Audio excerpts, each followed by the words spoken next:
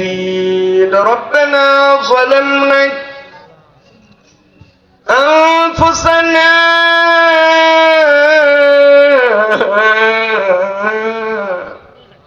وإن لم تغفر لنا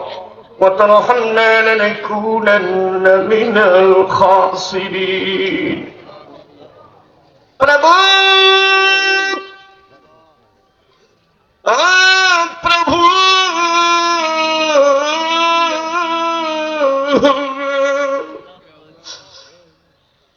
प्रभु আমরা কতিপয় গুনাহগার পাগল বান্দা তোমার শাহী দরবারে দুটি গুনাহগার হাত তুলেছি আমাদের জিন্দেগীর গুনাহগুলি তুমি মাফ করে দাও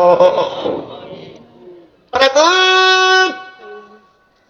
এই পৃথিবীর জমিনের ভিতরে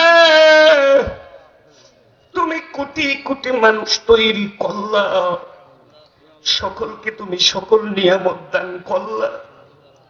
আমারে তোমার জমিনে পাঠাইলা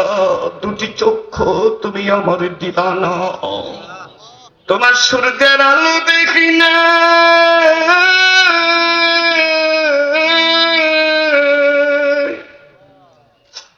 তোমার চন্দ্রটা কেমন কোনদিন দেখতে পারলাম না কোনদিন আকাশের তারকাগুলি দেখতে পারলাম না প্রভু যেই কুরআনুল কারীম নিজে মুখস্থ করলাম এই কোরআনের আয়াতগুলি কোনদিন নিজের চোখে দেখতে পারলাম না প্রভু তোমার কাছে আবেদন জানাই আমি যখন তোমার দরবারে দুটি হাত উঠাই আমার হাত দুইটি তুমি ফেরত দিও না এই মজলিসের ভিতরে যে বান্দাগুলি আমার সঙ্গে দুটি হাত উঠাইল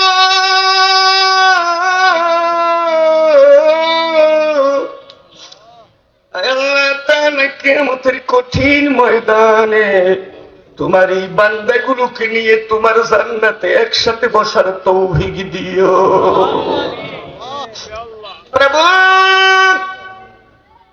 প্রভু এই মজলিসে আমরা যারা হাত তুলেছি এখানে এমন কিছু ব্যক্তি আছে আমরা যাদের মা নাই যাদের বাবা নাই এই দুনিয়ায় যার মা নাই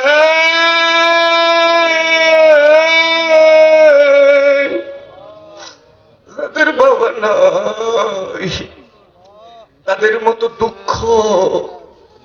এই জমিনের ভিতরে আর কারো নাই আমার মনে পড়ে আজ থেকে 18 বছর আগে মা আমার দুনিয়ার থেকে বিদায় হয়ে যায় মনে পড়ে ওই মায়ের কথা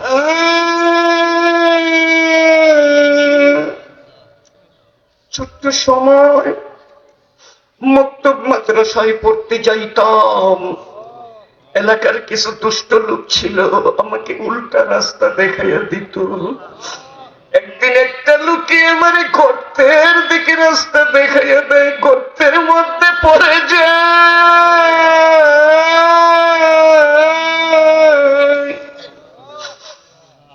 এই খবর মাই পাওয়ার সঙ্গে সঙ্গে মা দৌড়াইয়া যাইয়া বুকের মধ্যে জড়াই কই আল্লাহ গো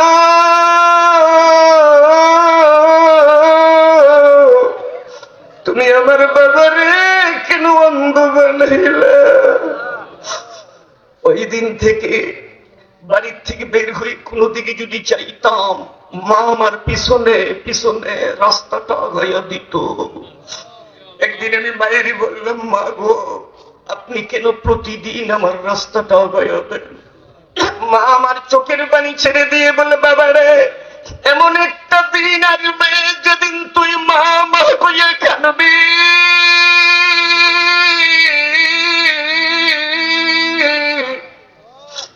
কিন্তু আমি মা তোর কাছে থাকবো না। সত্যি কতদিন হয়ে গেল গুরুস্থানে যে মায়ের শুয়ে রাখলাম, মায়ের মতো তো আর কাউকে পাইলাম না। এখানে আমার মতো যারা মা হারা, এখানে যারা বাবা হারা সন্তান আমার সঙ্গে হাত তুলেছে আল্লাহ,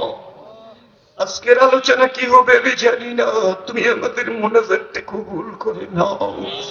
আমাদের বাবা মা, দাদা দাদি, নানা নানি, আত্মীয় স্বজন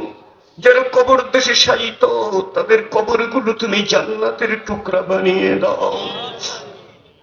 প্রভু গো, তোমার বান্দারা বসেছে কিছু কথা শোনার জন্য।